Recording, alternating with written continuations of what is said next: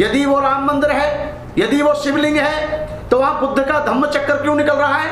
वहां बुद्ध के अवशेष क्यों निकल रहे हैं? बुद्ध का भिक्षा पात्र क्यों निकलता है? बुद्ध से जुड़ी हुई बुद्ध की मूर्तियां क्यों निकलती हैं?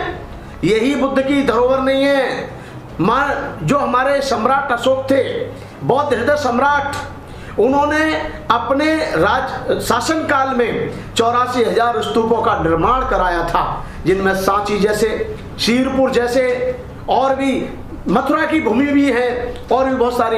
यहाँ तक कि भारत की जब भी भूमि चीरी जाती है तो ना राम की मूर्ति निकलती है, ना कृष्ण की निकलती है, ना विष्णु की निकलती है, सिर्फ बुद्ध के अवशेष पाए जाते हैं। तो इन अवशेषों से ये सिद्ध होता है कि राम मंदिर नहीं था वहाँ, बाबरी मस्जिद नहीं थी वहाँ पर था तो केवल और केवल एक भव्य बुद्ध विहार था। आज भी अयोध्या के अंदर जो बुद्ध की प्रतिमा निकल रही है या बुद्ध के अवशेष निकल रहे हैं, उनको दबाने की कोशिश की जा रही है, उनको छुपाने की कोशिश की जा रही है, क्योंकि यहाँ की संस्कृति, यहाँ की ब्रह्मवाद व्यवस्था वो चाहती है कि बुद्ध के विचार दबे रहें और यहाँ के पाखंडवादी विचार हमेशा उठे रहें। इसी कारण इस देश का, ज्यादा नहीं कहूंगा, इस देश का विकास नहीं हो पाया। एक तरफ गरीब जनता, पूरे देश की जनता भारत सरकार के द्वारा जो भी गाइडलाइन दी जाती है उसका पालन कर रही है, और वहीं पर मंदिर बनाने के लिए वर्तमान उत्तर प्रदेश की सरकार उस गाइडलाइन का उल्लंघन करके राम मंदिर का निर्माण कर रही है। तो क्या माना जाए, देश राम मंदिर के हित में है, सरकार राम मंदिर के हित में है, या फिर देश के हित में? मेरे प्रिय देशवासियों, सबसे बड़ा भरोसा, सबसे बड़े भरोसे का प्रतीक हमारे देश में माना जाता है तो सर्वोच्च न्यायालय माना जाता है। सबकी निगाहें टिकी होती हैं, विश्वास होता है, यकीन होता है कि हमारे साथ कहीं पर भी अन्याय हो, लेकिन हमें न्याय मिलेगा तो सर्वोच्च न्यायालय से मिलेगा, हमें अदालतों से मिलेगा, हमें सुप्रीम कोर्ट से मिलेगा। लेकिन शायद आप भूल गए कि सरकार, जो वर्तमान में सरकार चल रही है और जो सरकारों के द्वारा नियुक्त किए जाते जज हैं, वो भी कहीं ना कहीं सरकार के हित की ही बात करते हैं। राम मंदिर का मामला कई वर्षों से उठा हुआ था, बहुत दिनों तक इस पर राजनीति चलती रही। मोमडन भाई बोलते रहे कि यहां पर मस्जिद है, हिंदू लोग कहते रहे यहां पर अयोध्या है, और इस बीच में हमारे बुद्धिजीवी जो बौद्ध समाज के थे, अखिल भारतीय भिक्षु महासंघ था, अखिल भारतीय भिक्षु महासंघ था, अखिल भारतीय भिक्षु संघ था, और भी सामाजिक संगठन समय समय पर यह आवाज उठाते रहे कि वहां मंदिर भी नहीं है, वहां मस्जिद भी नहीं है, वहां ऐतिहासिक बौद्ध विहार है। लेकिन सरकार ने बौद्धों के साथ सौतेला व्यवहार करते हुए एक बार भी बौद्धों की अपील पढ़ना उचित नहीं समझा।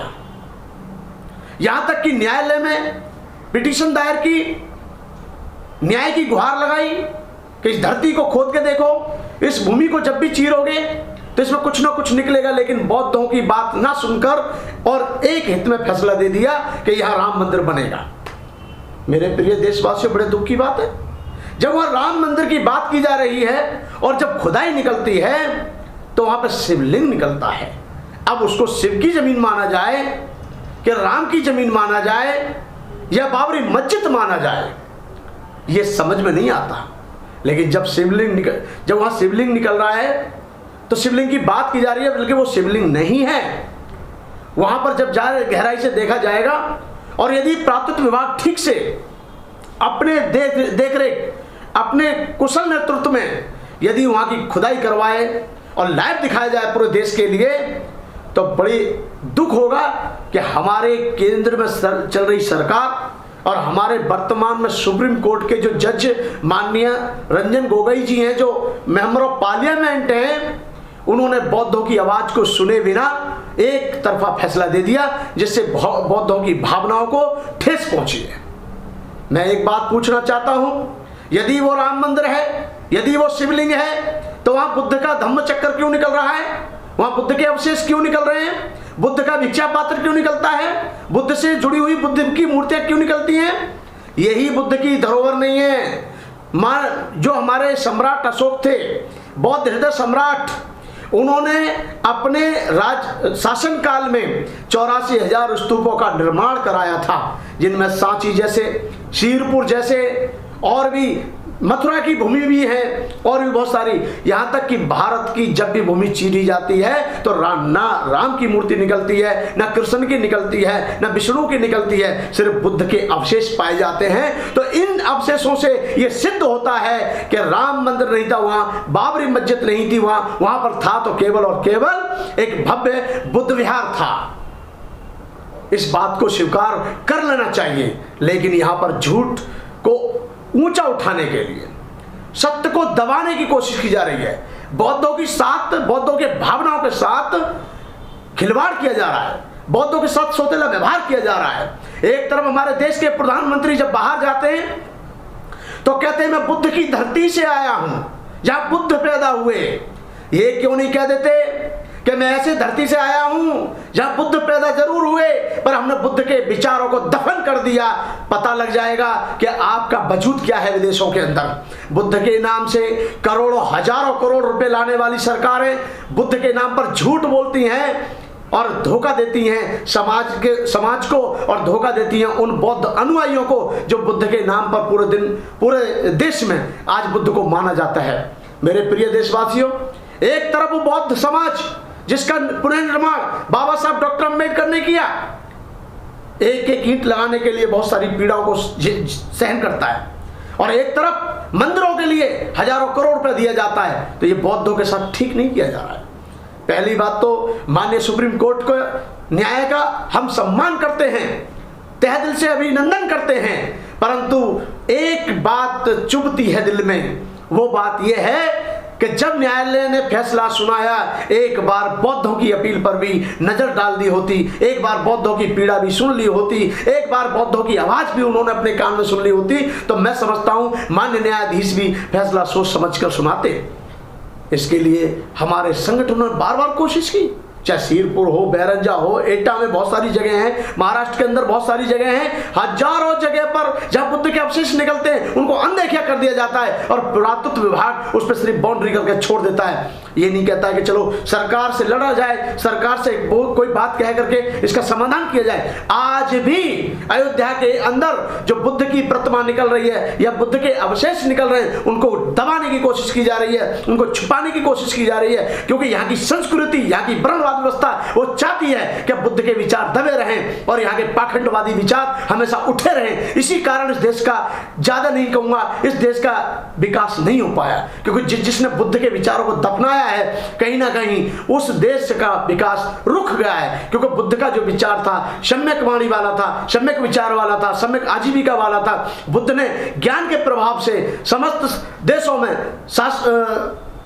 ज्ञान की वर्षा की, और हमारे देश में बुद्ध के शांति के ज्ञान को मिट्टी में दबाकर कोशिश किया गया, और ऊपर से हिंदूवादी व्यवस्था को यहां जबरदस्ती थोपा जा रहा है। तो मैं पूरी अपील करूंगा पुरातत्व विभाग से और भारत सरकार से, यदि आप सही मायने में बुद्ध के प्रति आस्था रखते हैं, बुद्ध के प्रति सम्मान रखते हैं, तो आप जब भी उसकी खुदाई करवाएंगे राम मंदिर की, अयोध्या की, तो वो लाइव करवाएंगे और पूरे देश को ये जानकारी होनी चाहिए, पूरे विदेशों को भी ये जानकारी होनी चाहिए कि वहां पर जो भी निकल रहा है, जिसके अवशेष निकले, वो जमीन उसको दी जाए, उसका मंदिर स्थापित किया जाए। और मैं तो ये कहता हूं कि बौद्धों की तो बात पहले से ही रही है कि वहां मंदिर मत बनाओ, मस्जिद बनाओ, वहां भव्य मेडिकल का निर्माण करो, लेकिन अब क्या है, जब भी भूमि चीरी जाती है तो यहां बुद्ध की भूमि निकलती है। मेरे देशवासियों, बुद्ध के विचारों को कितना ही दफनाया जाए, पर बुद्ध के विचारों में सत्यता है कि वो दफन हो ही नहीं सकता, वो यहां मिट ही नहीं सकता, क्योंकि बुद्ध का ज्ञान सत्य है, बुद्ध का ज्ञान झूठ पर आधारित नहीं है। मैं अपील करता हूं माननीय न्यायालय महोदय से, बौद्धों की अपील पर भी ध्यान दिया जा सकता है।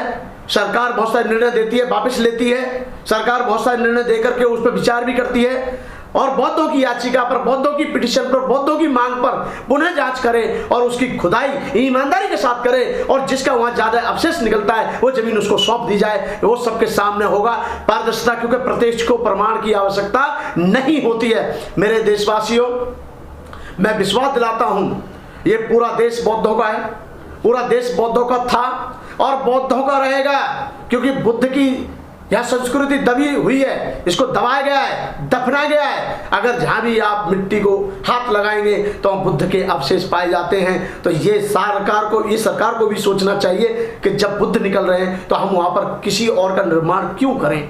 मेरे साथियों, मैं आप सभी के पुनः स्वास्थ्य की मंगल कामना करता हूं। आप सभी सुखी संपन्न रहें। मेरा किसी भी समुदाय के, किसी भी संप्रदाय के व्यक्ति को दुखाना नहीं है, उसका दिल को, भावना को ठेस पहुंचाना मेरा कर्तव्य नहीं है। मैं तो सरकार को इतना कहूंगा कि सरकार न्यायप्रिय होनी चाहिए और हमारा जो न्यायालय है, जो हमारा कोर्ट है, जिस पर हम सबको अटूट श्रद्धा है, अटूट विश्वास है, उसको जो भी निर्णय देना हो वो सरकार ऐसे लोगों के हित में दे जिसमें सच्चाई है। सच्चाई के हित में कदम उठाना चाहिए सरकार को और माननीय न्यायालय को। हम न्यायालय का पूरा सम्मान करते हैं, सरकार का पूरा सम्मान करते हैं, लेकिन पीड़ा जब होती है कि जब निर्णय गलत दिए जाते हैं। निर्णय भी सही होने चाहिए ताकि विदेशों में रह रहे करोड़ों बौद्ध सरकार के प्रति अच्छी सोच रखें, क्योंकि आज सरकार लाखों करोड़ों रुपए बुद्ध के नाम पर इसलिए लाती है, लेकिन उनको यह पता नहीं है कि हम यह बौद्धों के साथ कितना सौतेला व्यवहार करते हैं। बहुत सारी बातें होती हैं, बहुत सारे भाषण दिए जाते हैं, बहुत सारी समस्याएं बताई जाती हैं, लेकिन समाधान अगर ढूंढना होगा तो सरकार को भी बुद्ध की शरण में ही आना होगा, क्योंकि बुद्ध की शरण के बिना सबका जीवन अधूरा है। आप सभी को सादर नमो बुद्धाय। हर खबर को धाकड़ अंदाज में देखने के लिए धाकड़ टीवी को लाइक करें, सब्सक्राइब करें और बेल आइकन दबाना ना भूलें, जिससे कि धाकड़ टीवी के हर नोटिफिकेशन आपके मोबाइल में आते रहें। जय भीम, नमो बुद्धाय।